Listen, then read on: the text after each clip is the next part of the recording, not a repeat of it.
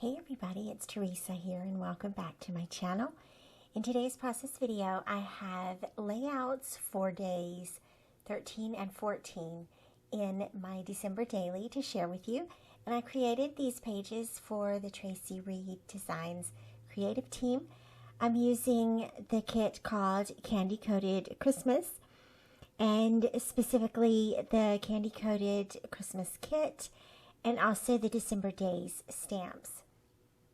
And so a couple of things that I did before starting this process, and that is printing out the journaling cards, printing out the December days stamp for day 13.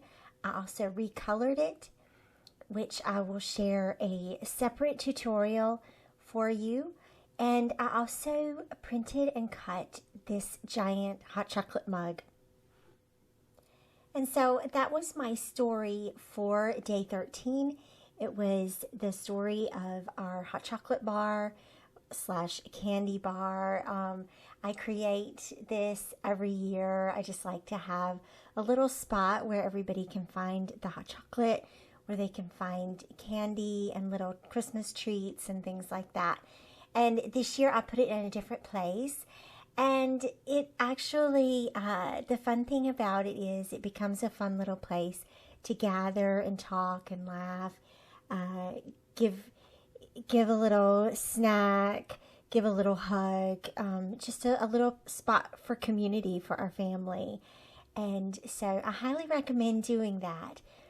So what I've done is I sized down 2 of the pattern papers for these 4x4 pocket cards, and because there are 3x4 cards available with the Candy Coated Christmas, but these are 4x4 pockets because I'm working in the Allie Edwards 8x10 album.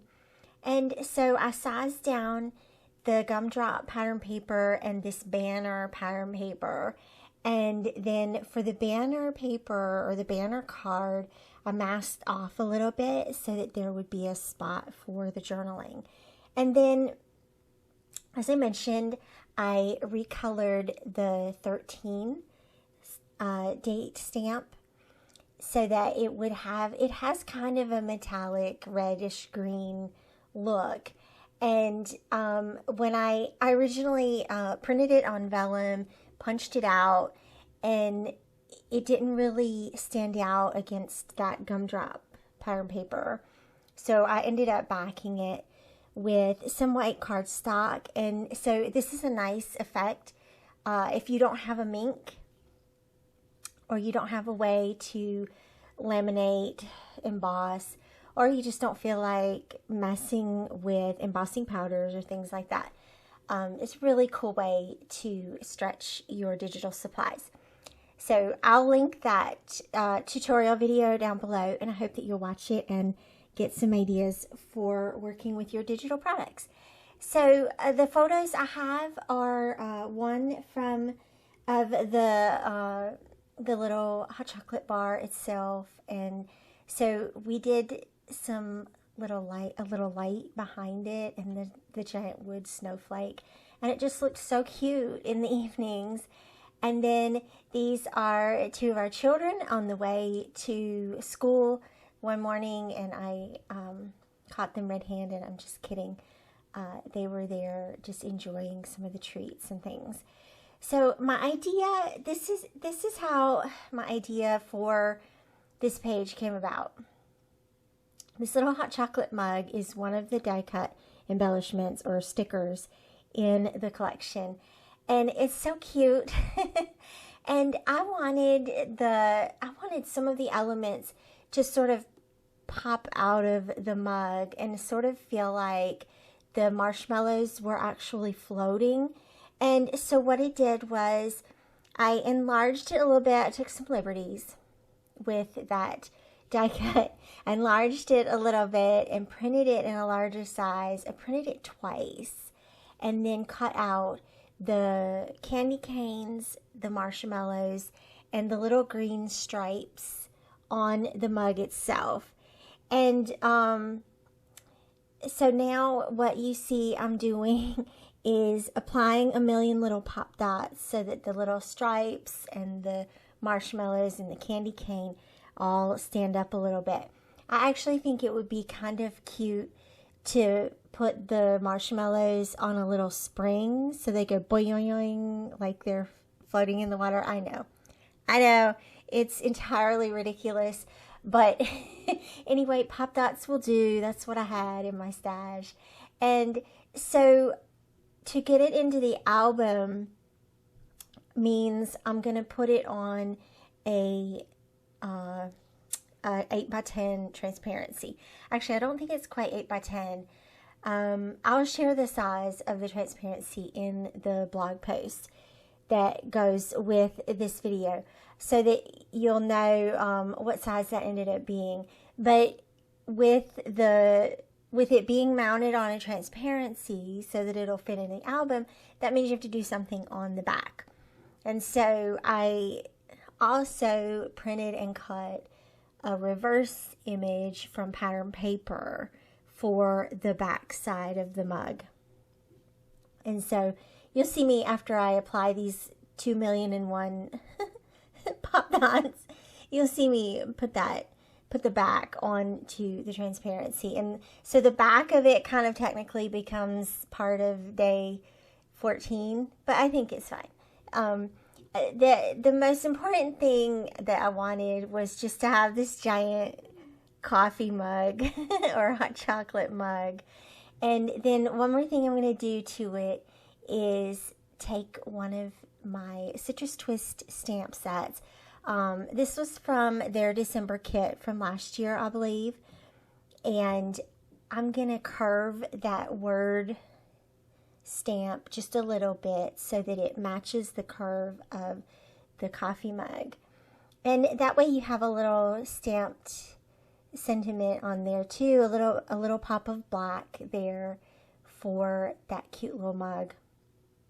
And there you can see the pattern paper that's on the back. And so I think that mostly completes day 13.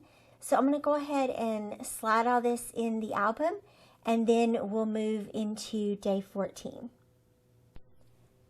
Okay, so my concept for day 14 is to do a little vellum insert and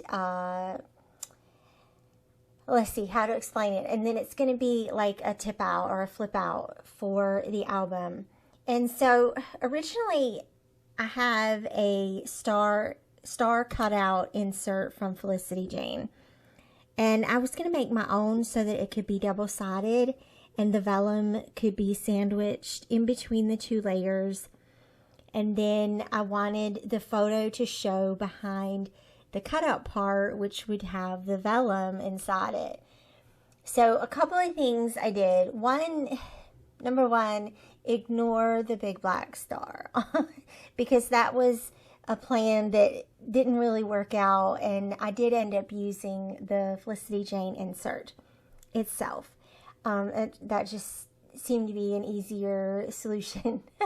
But one thing I did was I created this digital page, and this is the home for my journaling. And so it's going to be one of the sides of the flip out. And so there's going to be four sides for the flip out: the star front and back, and then the journaling and the photo behind it. So here's where I went ahead and decided to use the Felicity Jane cutout insert. And I'm going to cut my own, just using plain white cardstock to back it. And then again, that vellum is going to be sandwiched in between. And so the vellum that I have is one of the pattern papers from the Candy Coated Christmas kit. And what I did was I took a plaid. It's a really pretty plaid, a very Christmassy, this says Christmas kind of plaid. And I sized it down and turned it on a diagonal. I just made sure that the actual printed pattern was big enough to fit behind the cutout star. And then I also cut out the 1 and the 4 from the alphas that are included in the kit. I printed those and cut those out, and so they're going to be layered on top of the vellum to show the day that it is for December. So what I'm doing here is cutting out that second star so that I can have these back to back.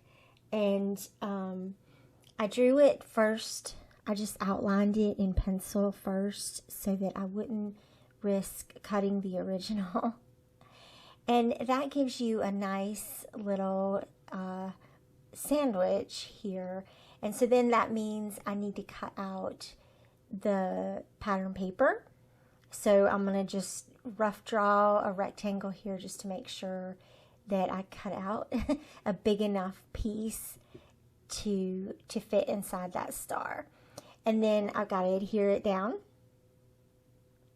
And that makes this part of the insert.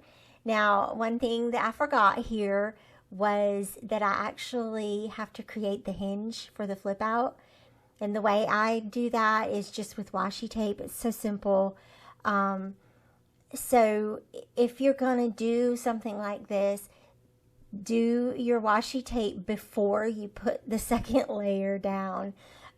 Do as I say, not as I do, because you'll see here in a minute where I have to try to squeeze that washi tape in between those two layers. It worked out fine.